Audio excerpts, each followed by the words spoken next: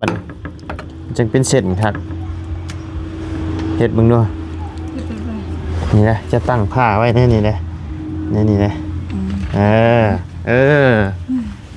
จับทูไว้เด้อบัดนี้มันถึกมือเด้อถึกมือเจ้าของช่วยได้เนาะนี่นะเอาเลยนี่เด้อน้องน้ำเด้อเป็นเงินทั้งขอบใจน้อยใหญ่ใจดี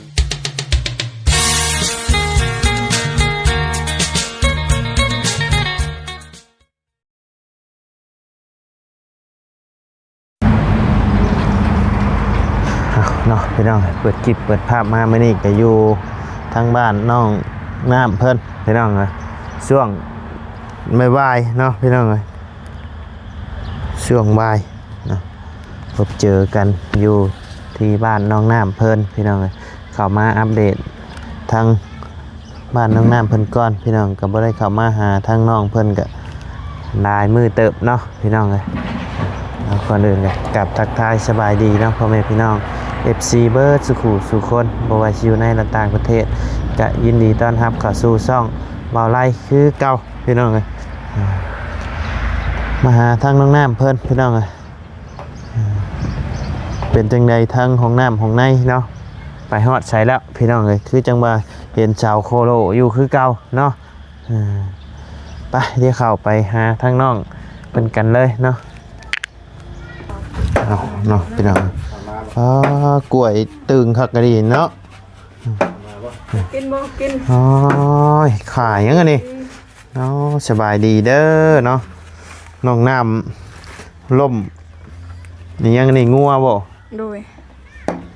ตากแห้งไปชื่อมาใช่นั้นลุงให้โดยลุงแต่บ้านตากเพิ่นมาผักฮะเพิ่นล่มงัวบ่โดยเขาเฮ็ดอันนั้นให้เวียดคือกันเขาเวียดต่างโดยโอ้ไปเฮ็ดเบี้ยให้เพิ่นนะเพิ่นเอาชิ้นงัวให้โดยคิดว่าบ้านน้องน้ำสิมีงานใหญ่ล่มใหญ่ซะ งานใหญ่เนาะเคี่ยวได้หลายมื้อเติบเลยนี่เช็ดตากแห้งไหมบ่โดยก็คือบ่เฮ็ดยาวๆเลยได้กันได้เฮ็ดอะไรก็กินแซ่บคือเก่าเนาะโดยผ้ากันน้อยๆเนาะ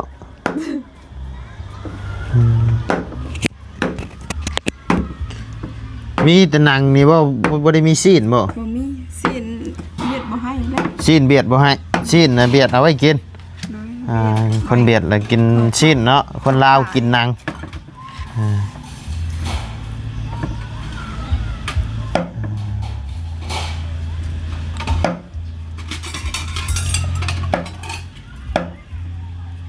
เฮ็ดนางเฮ็ดเป็นนางเข้มบ่นี่นะโดยโอ้เฮ็ดใหญ่แฮะใหญ่ยามันเฮ็ดใหญ่ๆเลยเนาะมุนบ่ได้เป็นเส้นจังได๋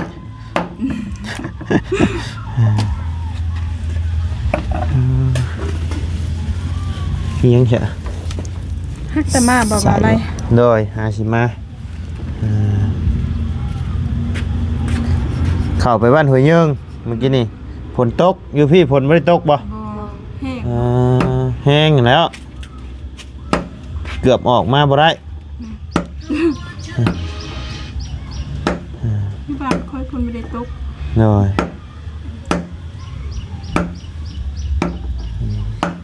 พี่น้อง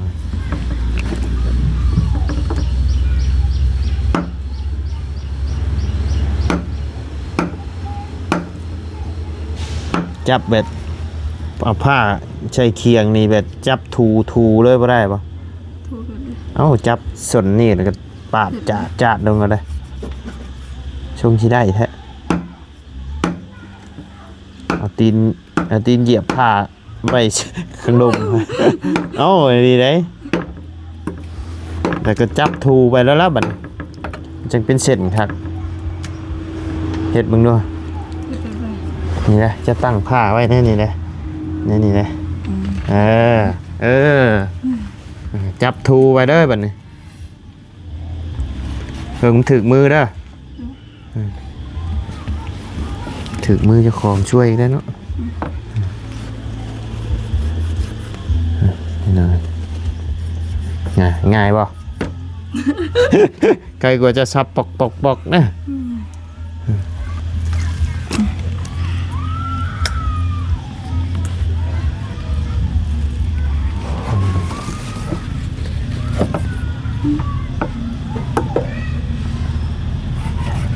เดินได้ไผสบางนะบ่ ยังอยู่ โดย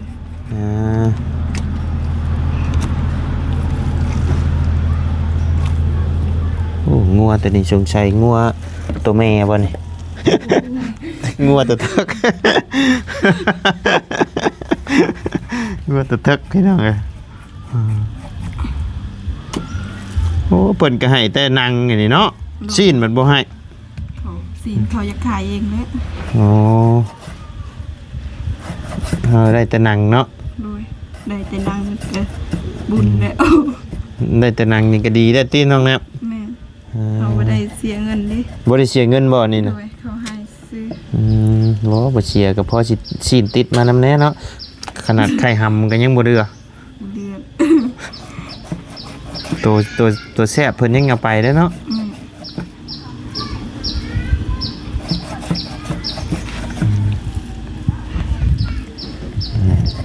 ได้เป็นเส้นยาวๆคักนะบัดนี้สับปอกอยู่ก็มุนมาละ อีหยังแค่ตัวนี้นะหนังเบิดบ่นี่กะ กันจะมี ไขมันล้วนๆ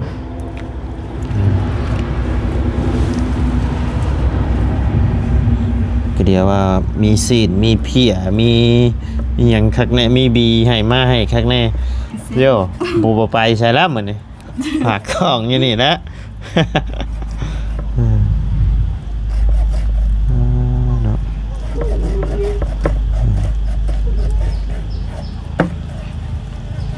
น้องหลาน้อยเพิ่นไปใช้มื้อนี้คือบ่เห็น กุนมัน ไปกวนมัน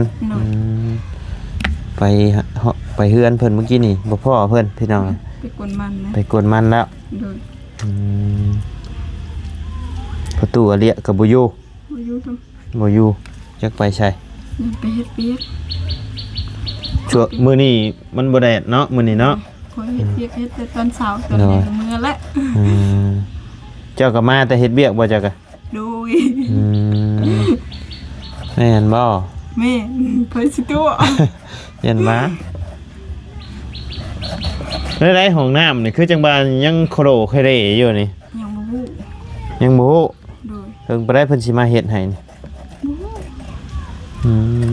ยังบ่ฮู้เพิ่นว่าถ้าอันทางอันพอน้องหลานน้อยเพิ่นได้เนาะ โดย เพราะว่ายังเฮ็ดห้องน้ำเฮือนน้องนี่ยัง น้องน้อย เฮือนน้องน้อยเนาะ โดย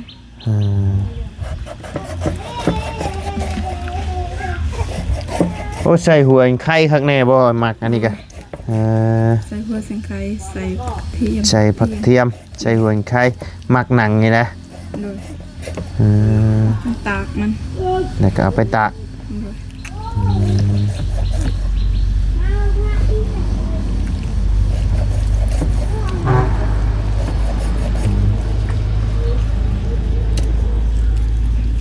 กินได้หลายมื้ออยู่ดอกหนังเนาะคันชีดนี้เยอะ ได้ละ ใบแล้วเนาะ มีตู้เย็นคันเป็นชีนแช่ตู้เย็นไว้เนาะ เสียอยู่ใส่ใส่อยู่หลังคา แช่อยู่หลังคาตากแห้งไว้นี่อันนี้ใส่บ่ได้ดอกเอาไว้ตากแห้งไว้เดี๋ยวเผาเนาะ โดย มันเป็นงัวพันธุ์บ่หรือว่างัวไอ้ด้านบ้านเฮานี่ คือหัวผัน คืองัวพันธุ์งัวที่เพิ่นเลี้ยงงัวขุนงัวหยังอะเนาะหนังนาดีเด้อพี่น้องโอ้ทั้งสบายดีเด้อแม่เด้อโดยเอาหัวไข่มาใบมักหนังเนาะ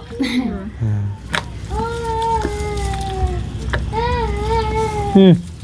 หยังบาดนี่ ห้องเพลง ห้องเพลงด้วยให้พังคือจังว่าเสียงให้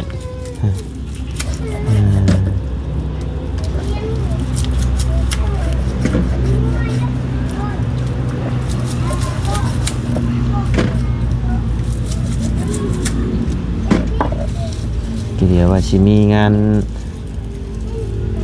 ตรงงานแต่งงานหมั่นนี่น้องน้ำเพิ่นดมงัว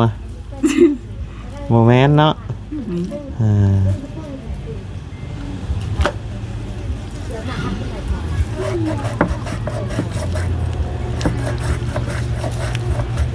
เห็นน้องน้ำครัวหิวข้าวแล้วบัดนี้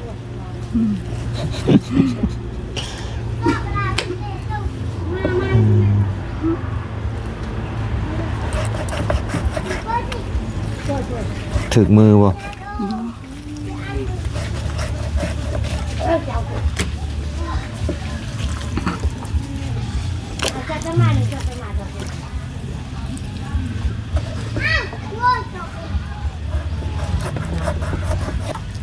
เป็นต้มยังใช้อยู่ในหม้อนะน้องนะต้มเครื่องในบ่ต้มใส ต้มใส่ ต้มอันจะเป็นแบบนี้ ต้มใส่ต้มเครื่องในเนาะบ่มีเครื่องใน บ่มีบ่ก็เครื่องในแล้วอันนี้นะ เครื่องในบ่ เอาบ่ได้อยู่ข้างนอกเลยนี่อยู่ข้างนอกนั่งนี่ทึกแต่ว่า คือบ่บ่ฮู้เลยนี่อยู่ข้างในเด้นี่นะอันนี้เพิ่นเอิ้นเครื่องในนี่แต่บ่ฮู้ว่าเป็นส่วนใดของเครื่องในเนาะคืออันนี้เนี่ยเป็นส่วนข้างนอกอันนี้พี่น้องเอ้ยเป็นหนังนี่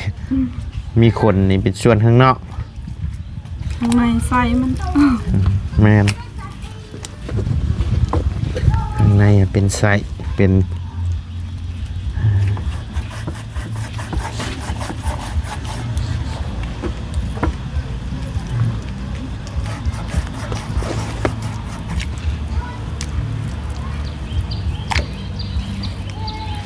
จะเอามาแต่เบียดบ่อันนี้จะบอกกันกินนี่ฮะเอามาแต่เบียดของลุงอาจจะมีลุงอยู่เบียดบ่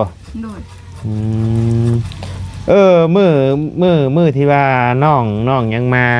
ที่ว่ามาที่ว่าเว้าเสียงเพิ่นทายนะเพิ่นเป็นญาติกับเจ้าบ่โดยอ๋อน้องหยังนะเบาบ่เคยฮู้บ่เพิ่นชื่อหยังจำบ่ได้บ่เคยเฮ็ดเถื่อนอยู่พุ่นบ่ยังบ่เคยโดยเพราะว่าเป็นทั้งเบาจันเพิ่นเป็นผู้ฮับน้องอ่อนเนาะแม่นบ่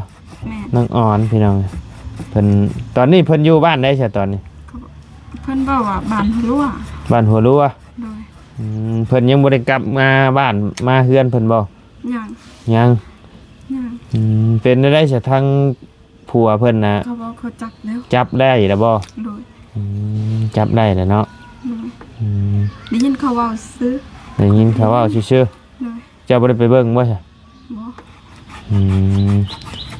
เพิ่นเป็นเอื้อยหรือเป็นน้องเจ้าพี่น้องทางแม่พี่น้องทั้งแม่โดยพี่น้องทางอันนั้นผัวเพิ่นนะ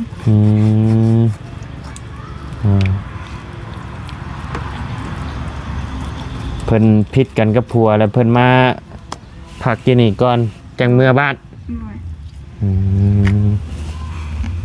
เห็นทั้งคลิปบ่เสียงเพิ่นพี่น้องเห็นเพิ่นมานั่งให้อยู่นี่เนาะเพิ่นมาขอความช่วยเหลือบ่หรือจังใดน้องนับอ้าวเพิ่นมาเว้ากับเจ้าได้ใช่เพิ่นบ่ได้เว้าค่อยก็บ่ฮู้การฮักแต่มาแต่อันนั้นแต่ส่วนมันอยู่เมื่อแต่ปลูกมันพอดีค่อยก็มาเบาเสียงพอดีเบาเสียงก็เข้ามาโดยค่อยก็บ่ฮู้กันเหมือนกับใครก็เว้าอยู่ตารางเพิ่นได้ยินว่าเบาเสียงเว้าชื่อเพิ่นนั้นค่อยได้ยินกันอีเมลเว้าว่ามีพี่น้องทางบ้านนั้นบ้านซะแล้วโดยจังฮู้กันนั่นค่อยบ่ฮู้คือกันเป็นพี่น้องทั้งแม่เจ้าโดย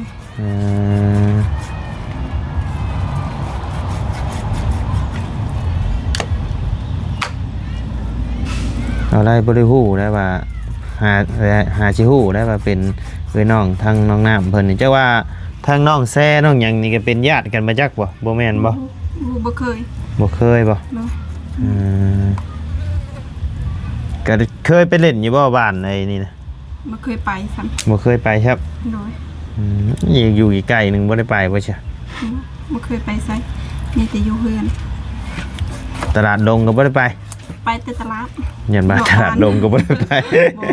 โอ้บ่ได้ไปใช่เนาะ ตลด ยัน ดงก็บ่ได้ไป ยันว่าไปแต่สวนมันกับมาอยู่เฮือนนี่ โอ้ ไปอยู่เนาะ โด เอย อ ไปอยู่ต อย่า ลาด ว่าบ่ไปข่อยบ่เชื่อมื้อนั้นเห็นโฟดอยู่ขัวใช่โปนเพราะ เฮ้ยสิบ่ไป ไปเนาะ ไปกันแต่เข้าบ้านนั่น น้อย บ้านเสร็จแล้วบ่เคย น้อย เคยเข้าบ้านน้องใส่อันนั้น ไปบ้านน้องชายมือขึ้นเฮือนใหม่หั่นเนาะ แม่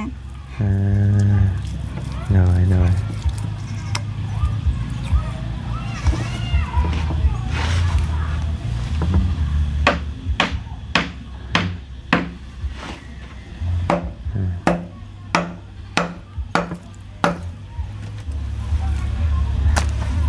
เป็นเนาะจะเฮ็ดกันเนาะ บ่เป็น ว่ามันมีหลายโตบ่นี่ ตาเราต้องลองอยู่ตัวตา โอ้ ตัวนี้ตูดมันตัวนี้ ตัวนี้เป็นอย่างสิเป็นใส่ใหญ่พี่น้องอืม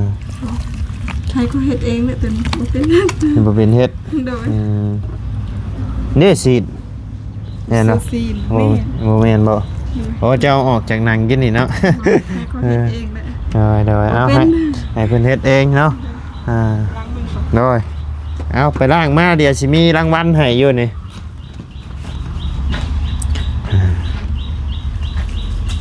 นี่ทางอ้ายใหญ่ใจดีเพิ่นอยู่ทางไทยพุ่นแหละเนาะพี่น้องเพิ่นได้ฝากเงินมาให้ทางบ่อไร่เป็นสะพานบุญให้เนาะมอบเงินให้ทางน้องน้ำเพิ่นพี่น้อง500 บาทเนาะมีให้น้องน้ำให้น้องหลาน้อยพี่น้องครับเมื่อวานนี้ทั้งบ่อไร่ก็ได้มอบให้ทางน้องหลาน้อยเพิ่นแล้วพี่น้องเมื่อนี้ก็เข้ามามอบให้ทางน้องน้ำเพิ่นพี่น้อง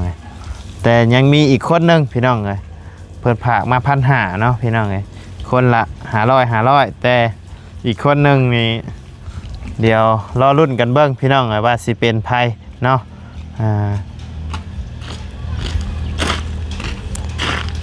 เพราะว่าบ่ไรยังบ่ได้เข้าไปหาเพิ่นพี่น้องมีอยู่3คนเนาะคนที่2ก็คือน้องน้ำพี่น้องเดี๋ยวคนที่3ก็รอรุ่นกันเบิ่งพี่น้องว่าสิเป็นไผเนาะทางอ้ายเพิ่นฝากมา1,500คนละ500พี่น้องทางน้องน้ำน่าสิฮู้ทางอ้ายเพิ่นอยู่ดอกเนาะจะฮู้อยู่บ่บ่ฮู้บ่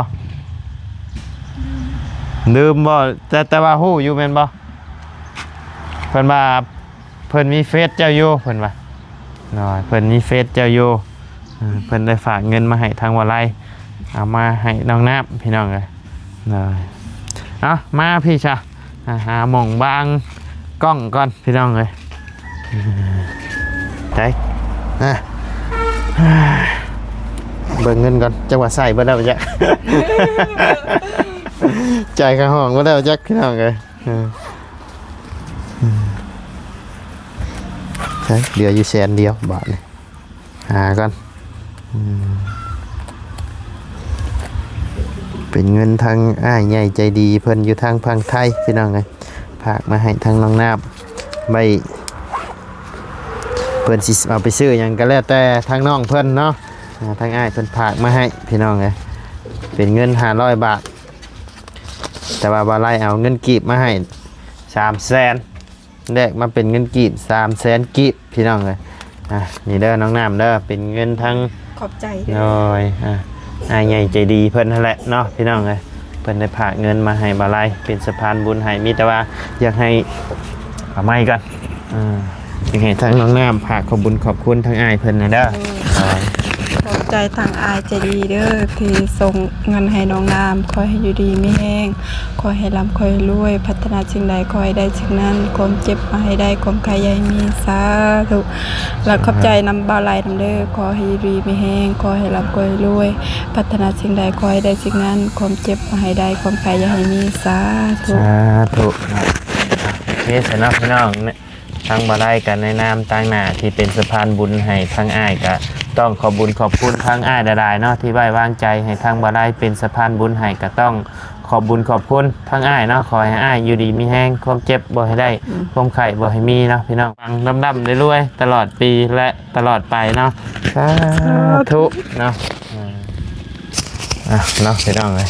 โอเคสำหรับพ่อแม่พี่น้องสำหรับคลิปนี้ทางบ่ไล่กาสิได้ขอจบคลิปลงไปเพียงสำนี้กันเด้อพี่น้องเด้อขอบบุญขอบคุณพ่อแม่พี่น้องและ FC บัดสุขุสุคนเนาะที่เข้ามาติดตามและรับชมทางช่องบ่ไล่เนาะพี่น้องสำหรับคลิปนี้ทางบ่ไล่น้องน้ำลำลาแล้วพี่น้องเลยถ้าบ่ไล่เบ้าอีหยังบ่ถึกบ่ต้องบ่จบบ่งามก็ต้องขอโทษขออภัยนำพ่อแม่พี่น้องและ FC เบิดสุขุสุคนเนาะสำหรับคลิปนี้ก็ไปแล้วพี่น้อง